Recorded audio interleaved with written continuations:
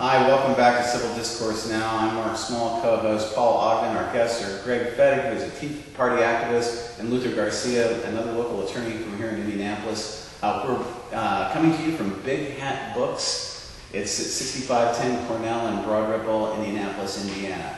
Greg, before we start this next segment's topic, I closed out the last segment, and it was kind of getting points in, and you wanted to respond to that. Thank you.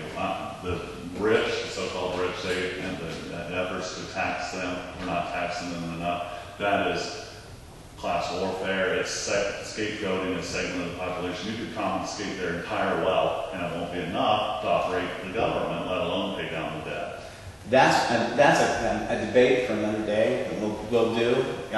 It's fair enough getting the comment in. I disagree with you, but we can do that on a later time. The topic of the second segment is, as I said earlier, is whether Osama bin Laden really achieved his goals in the 9/11 attacks. The 10th anniversary is tomorrow. Various media corporations are making a lot of money selling commemorative issues of magazines, doing commemorative shows. It was a tragedy what happened that day. A lot of people died, but bin Laden said before the attacks he wanted to do two things. One was he wanted to deprive us of our liberties, and two, he wanted to impact our economic system. And I think that what happened was we have allowed them to do precisely that. We reacted, we overreacted with the Patriot Act, which is an Orwellian named act if ever there was one. And then on top of that, I know there were training bases for Al-Qaeda in Afghanistan, and I know that there were tactical strategic reasons for going in and taking out those training bases. There were valid arguments for that. But the lies that were told to get us to invade Iraq were bare-faced lies. And I think that that's pretty clear today.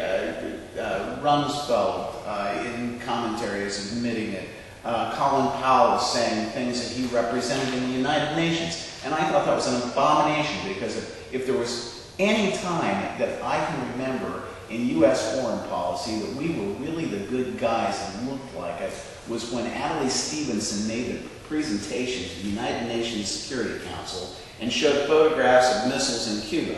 Now, whether it was fair for the Cubans to have missiles there when we had missiles on the Soviet Union's doorsteps, that's one thing.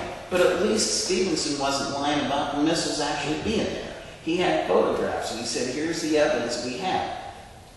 That evidence that Colin Powell presented to the United Nations lied to the world, and the whole run-up to that war was a lie to us, and it's impacted us economically, as we were discussing in the last segment.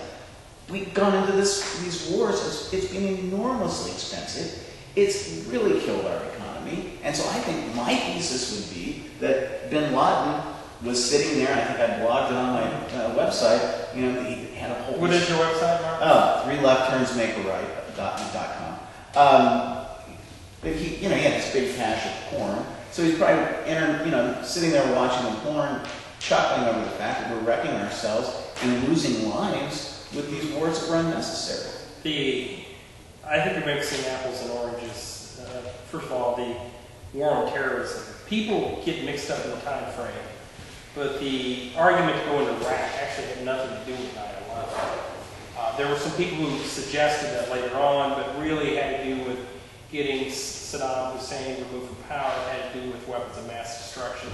I'm not going to argue that the Patriot Act didn't go too far. I think it did. I don't think we should have went into Iraq. I think we went into Afghanistan. We should have done that.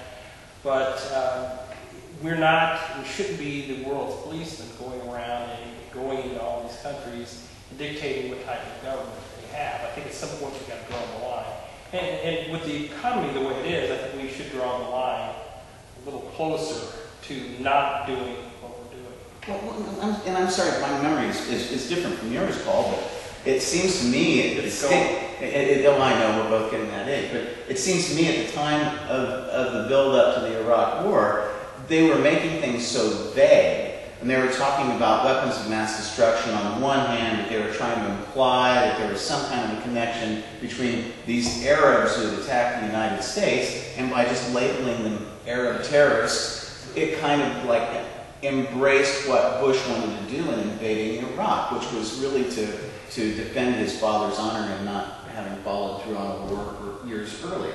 It's pretty Lutheran. Yeah. I wouldn't know whether that was Bush's particular goal in Iraq or whether it was Dick Cheney's goal to establish control over the oil fields in Iraq. You know, frankly, given Mr. Cheney's recent biography, it appears he was the president for much of that administration. I think there's a mixture there. That's unfortunate that the mixture always happens because we can't seem to separate it. And I think that part of that was by design of the administration. The final question: did Osama bin Laden get what he wanted out of this attack on the World Trade Center? Certainly. The FBI got the Patriot Act, which was essentially a shopping list of things that they had been asking for 15 or 20 years, ever since they had gotten clamped down after the Nixon administration. They had been seeking roving wireless taps, no government oversight, you know, the ability to hold material witnesses randomly at length for no charges, you know, the entire establishment of this crazy military commission, which I think makes us a world laughing stock in terms of justice. The second to me is that on 9/12, the United States was universally empathized with by every country in the world. There was some clips shown, apparently, of Palestinians celebrating, but in talking to people, those clips apparently were taken at some other time, and they're just played at that time. But universally, in Saudi Arabia, elsewhere. And frankly, I doubt that the leadership in Afghanistan was none too thrilled about that particular event, because Afghanistan was ruled by the Taliban, extremely conservatives, and they allowed guests in, which were Osama bin Laden and his people running these training camps. And then I'm sure they knew at that point, we're in big trouble because they're in our country. So I'm sure outside of a very small number of people, no one in the world was happy with 9/11. And then, all of a sudden, 9/11 turned into a thing we could print and put on a flag, remember 9/11, and it became an excuse for any and all actions we take.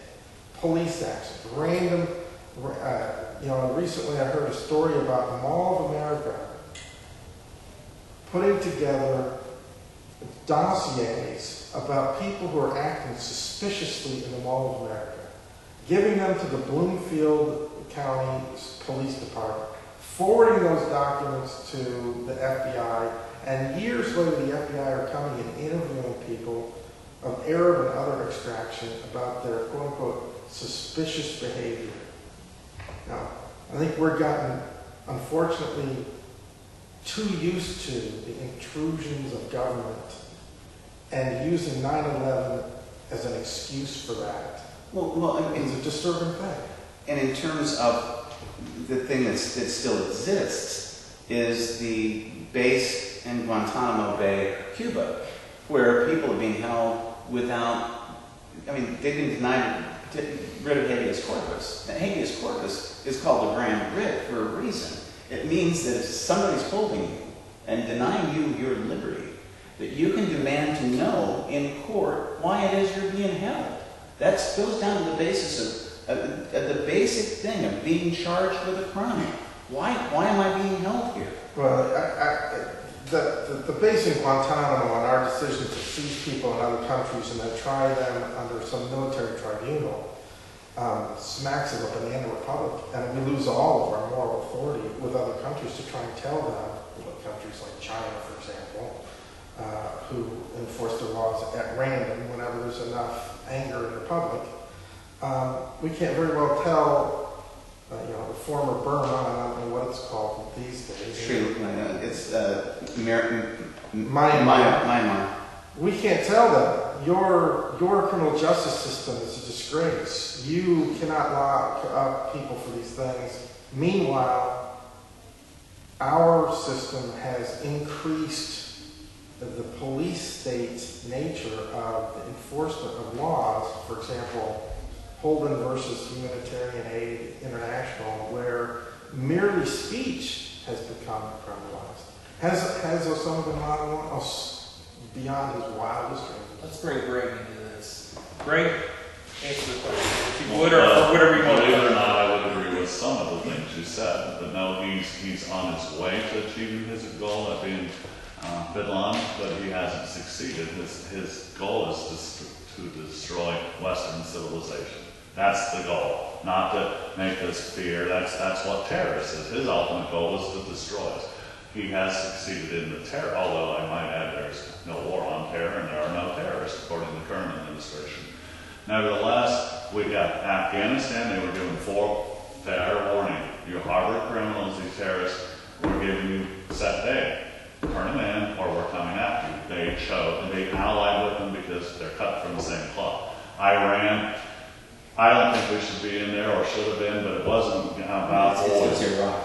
Pardon? It's Iraq. Or Iraq, rather. It's not about oil because I filled up today, almost $4 a gallon. It's not about oil. We don't own the oil fields. Cheney does and Halliburton does, and that was just the left's mantra. It's always about oil.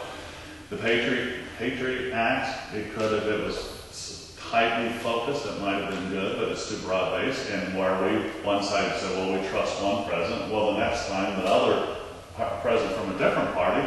So I don't like it at all, and it was voted up recently, and both sides voted. There's people, Republicans that we thought were conservative, they voted for it, so we're disappointed in that. But as far as living in fear, yeah, I mean, he's done that as far as a terrorist objective, but his overall objective, I believe we're on our way to destruction. They're coming after Israel, and they have for since history, but they're coming after us. Okay, and that's opening the door to another entire show in terms of Israel. Actually, Israel was imposed there. It didn't exist there for a couple of thousand years, and people were kind of living there, and all of a sudden they were being told they had to move off their land and stuff, and so you had a couple of million people who were Palestinians who had lived on that land who suddenly couldn't go to their homes anymore because a government being imposed on that area is called the Israeli government. And we recognize the Israeli government, but that's for different times. Bin Laden's, he stated many times, his real goal is all foreigners off of the Holy Land and the reestablishment of a caliphate, which is religious it's a theocracy, Islamic theocracy. Over the greater Arabian area. That's his goal. And The world, probably. Well, but you got, and this is getting towards the end of the third segment. But you have two competing worldviews because my reading of the New Testament is such that the Christian faith would take over the world because that's ultimately, once Jesus returns, how things go. Well, we're going to end this segment. We'll be right back.